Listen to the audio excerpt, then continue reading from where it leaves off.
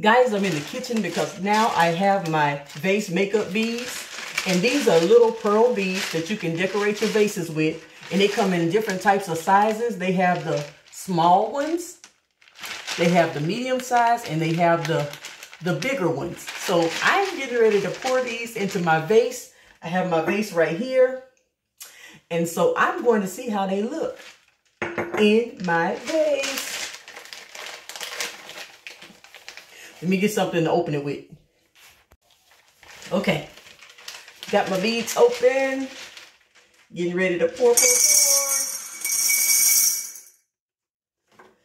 And now we have my beads.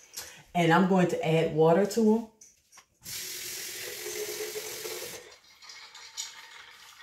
Now it looks like this. And now I'm going to add my plastic flowers. Isn't this cute?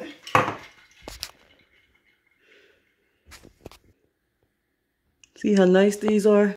So guys, I really love my makeup beads. You can put water in it and fill it halfway or even to the top. But I really like the way it sits with the plastic flowers to decorate. And it just brings everything out.